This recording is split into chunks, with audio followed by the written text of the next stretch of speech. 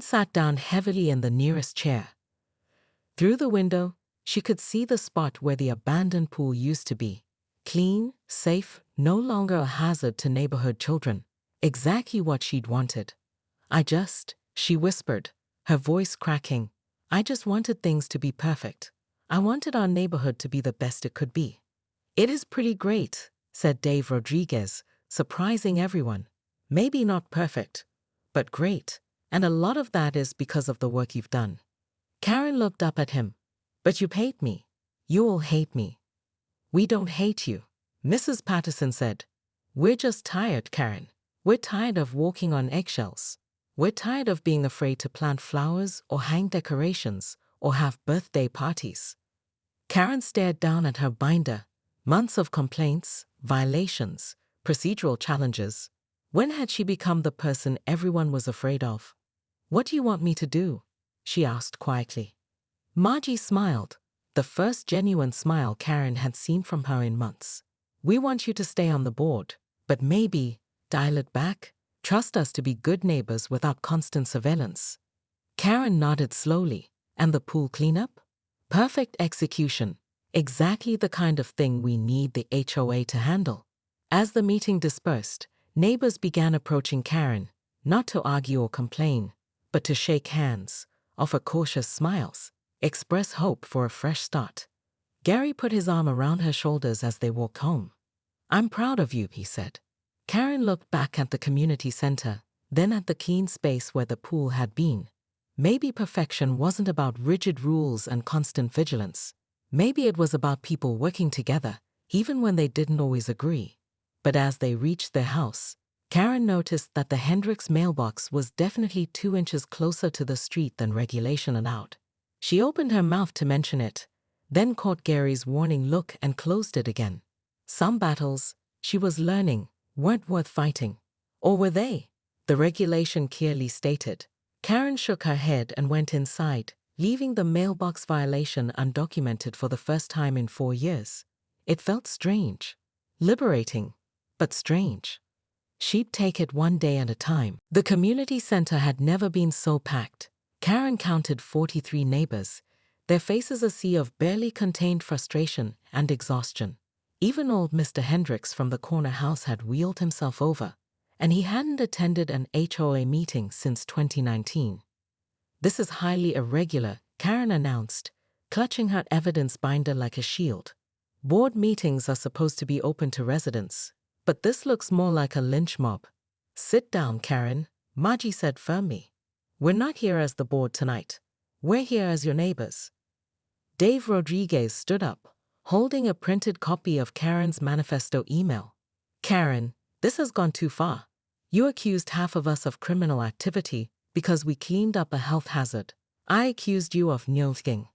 Karen shot back. I simply pointed out procedural violations and... You called me an embezzler, Margie interrupted quietly. Over $12.50, which you still haven't properly accounted for. Mrs. Patterson, a 78-year-old retired teacher who'd lived in Sunset Meadows for 15 years, slowly stood up. The room went silent out of respect.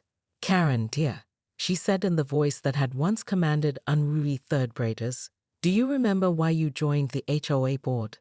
Karen blinked, caught off guard by the gentle question. 2. To maintain property values. To protect our community standards. And have property values gone up since you joined? Of course they have. By 18%. That's right. Mrs. Patterson nodded. And our streets are cleaner. Our common areas are beautiful. You've done excellent work. Karen felt a warm glow of vindication. Finally, someone who appreciated her efforts. But Karen, Mrs. Patterson continued, when did protecting our neighborhood become about terrorizing our neighbors? The warmth evaporated instantly. I don't terrorize anyone. I enforce standards. You sent the fire department to inspect my son's birthday party because the bounce house was 3 inches into the setback zone, called out Jennifer Walsh. You threatened to fine me for hanging Christmas lights in November instead of December, added Mike Torres. Those are legitimate violations. Karen protested. You made my elderly mother cry, said Sarah Kim, her voice shaking with emotion, because her memorial garden for my father was supposedly non-conforming landscaping. Karen remembered that incident. Mrs. Kim had planted white roses outside the approved seasonal flower schedule. Rules are rules, she said weakly, but her conviction was wavering. Gary stood up from the back row, and Karen's heart sank. Her own husband was going to betray her too. Karen, he said sadly, I love you, but you've forgotten who you're supposed to be protecting. You're not protecting property values anymore. You're protecting your authority. The room was dead silent. Karen looked around at all these faces, people she'd lived near for years, whose children she'd watched grow up, whose concerns she'd genuinely tried to address when she'd first joined the board. When had they all become her enemies? She started, then stopped. Her evidence binder felt heavy in her hands. All those printed emails, highlighted violations, documented grievances. Had she really accumulated all of this against people who were just trying to live their lives? We're not asking you to resign, Margie said gently. We're asking you to remember why you started doing this in the first place. By 9 a.m., Karen had changed into her most intimidating outfit, a navy blazer she'd bought specifically for HOA board meetings, and was pacing her living room like a caged tiger. Her husband Gary cowered behind his newspaper, making himself as small as possible. I'm going to sue them into oblivion, Karen announced, jabbing her finger at her phone. The whole board, the cleanup company, maybe even the city for allowing this harassment. Karen, honey, Gary ventured carefully, didn't you want them to clean up that pool? The look she gave him could have frozen hell. That's not the point, Gary. The point is procedure, due process. My GHTS as an HOA board member. She'd already called 3 lawyers. The first one had hung up when she started screaming about acoustic terrorism. The second had politely explained that emergency cleanup of health hazards didn't require individual board member approval. The third had been her nephew Brad, fresh out of law school, who'd made the mistake of laughing when she described her slip. I'll show them, she muttered, pulling up the HOA bylaws on her laptop. There has to be something, some technicality. The bylaws were 47 pages of mind-numbing legalese that Karen had memorized like scripture. She'd weaponized various sections against neighbors who dared to plant unauthorized flowers or paint their mailboxes the wrong shade of approved beige. But now, reading them with desperate eyes, she realized the horrible truth. The emergency clause gave the remaining board members broad authority to act without her. The doorbell rang. Karen flung it open to find Margie Chen, the HOA president, standing on her doorstep with a concerned expression and a plate of cookies. Karen, I heard about this morning, Margie said gently. I wanted to explain. Explain? Karen's voice could strip paint. Explain how you betrayed me. How you violated every principle of democratic governance. How you missed the emergency meeting, Margie interrupted. We called you 6 times. The pool deck was collapsing into the foundation. If someone got hurt, the HOA could be liable for millions. Karen stared at the cookies, snickerdoodles, her favorite, and felt her rage temporarily deflate. Then she remembered Miguel's suppressed smile, and her fury reignited. I don't care if the whole neighborhood was sinking into a sinkhole, she declared. You don't make decisions without me. Margie set the cookies on the porch railing. Karen, you've been difficult lately. The board thinks maybe you should take some time off. Consider it a leave of absence. The words hit Karen like physical blows. Leave of absence. Leave of absence. I am this HOA. I've dedicated 4 years of my life to maintaining property values and neighborhood standards. And we appreciate that, but Karen slammed the door so hard that her decorative wreath fell off and scattered artificial flowers across the porch. Through the window, she watched Margie shake her head sadly and walk away, leaving the cookies behind. Karen opened the door, grabbed the plate, and hurled it into her garbage can with such force that Gary jumped in his chair. That evening, as the cleanup crew packed up their equipment, Karen stood at her window plotting revenge. She'd show them what happened when you crossed Karen Pemberton. She'd make them rue the day they decided to emergency authorize anything without her approval. She just needed to figure out how. Karen Pemberton stood in her pristine kitchen at 6:47 am, clutching her coffee mug like a weapon, watching through her bay window as a crew of workers dragged alder-covered pool equipment across the abandoned property next door. The scraping sound of metal on concrete sent her blood pressure soaring to astronomical heights. "Absolutely not," she shrieked, her voice carrying across the entire Sunset Meadows subdivision like a fire alarm. She slammed her mug down so hard that coffee splashed across her granite countertops, the very countertops she'd spent 3 weeks arguing about with the HOA because they were supposedly the wrong shade of beige. Without bothering to change out of her pink fuzzy slippers, Karen stormed outside, her bathrobe flapping behind her like a cape of righteous indignation. The crew supervisor, a weathered man named Miguel, looked up from his clipboard as she approached. "Excuse me. Excuse me." Karen waved her arms frantically. "Do you have any idea what time it is?" Miguel checked his watch. 7 am, ma'am. "We're within city ordinance hours for construction work." Construction work? Karen's voice reached a pitch that made nearby birds take flight. "This is a residential neighborhood. I have rights. I am the HOA treasurer, and I demand to know who authorized this, traviously." The irony was delicious. For 6 months, Karen had bombarded the HOA with complaints about the abandoned pool. She'd filed 17 separate violation notices, each one more scathing than the last, demanding immediate action. She threatened lawsuits, called city inspectors, and even started a petition among neighbors who were too polite to tell her to mind her own business. Now that the HOA had finally responded by hiring a cleanup crew, Karen was livid about the noise. "Ma'am, will be done by noon," Mikhail said patiently. "The HOA board approved this yesterday.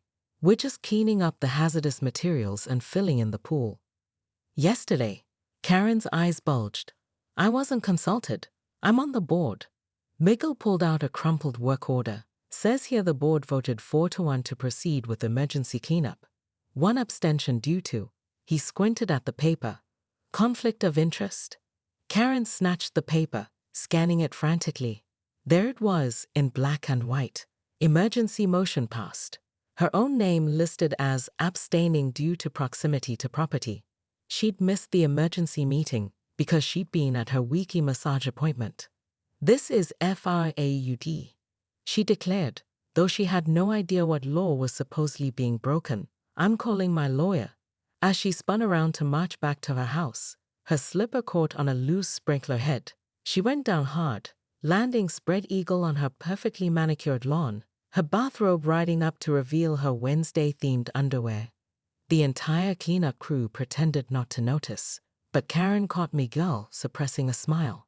That smile would haunt her dreams and fuel her revenge for days to come. Karen's opportunity for revenge came at 3 am when she woke up to use the bathroom and noticed a single work light still glowing at the abandoned property. Safety regulations clearly stated that all construction lighting must be extinguished by 10 p.m. in residential areas. She had them. By 3:15 am, she was on the phone with the city's noise complaint hotline, her voice dripping with false concern. "Hello, I'd like to report a safety violation and disturbing the peace. There's unauthorized lighting keeping the entire neighborhood awake." The board dispatcher took her information with the enthusiasm of someone reading a grocery list. "We'll send someone out to check it in the morning, ma'am." "The morning?" Karen shrieked. "This is happening now. Oh, what if children see this disruption to our peaceful neighborhood?" By dawn, Karen had called the police, who politely explained that a single safety light wasn't a crime. The fire department, who hung up when she demanded they inspect the hazardous construction zone, and the mayor's office, where she left a rambling voicemail comparing the HOA board to fascist dictators. Her masterpiece, however, was the strongly worded email she sent to every resident in Sunset Meadows at 5:47 am. Subject line: HOA BOERGCORRUPTION NDABUSE of power. The email, which Gary later described as Karen's manifesto, detailed every perceived slight, procedural violation, and personal grievance she'd accumulated over 4 years of HOA service. She accused Margie of embezzlement, based on a $12.50 discrepancy in last year's holiday decoration budget, claimed the emergency meeting was illegally conducted. It wasn't, and demanded a full investigation by the state attorney general.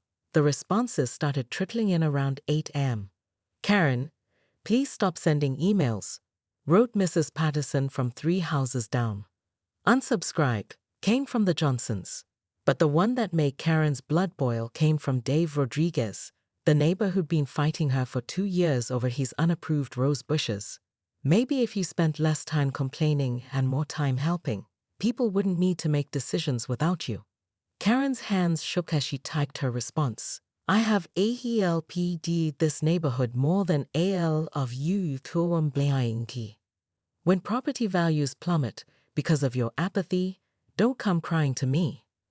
By noon, the cleanup was finished. The abandoned pool was gone, replaced by neat piles of fresh soil ready for landscaping.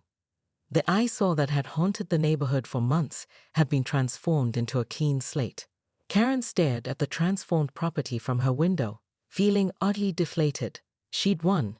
Technically, the pool was cleaned up, just as she'd demanded. But somehow, victory felt hollow. Her phone buzzed with a text from Margie. "Emergency board meeting tonight, 7 p.m. Your attendance required."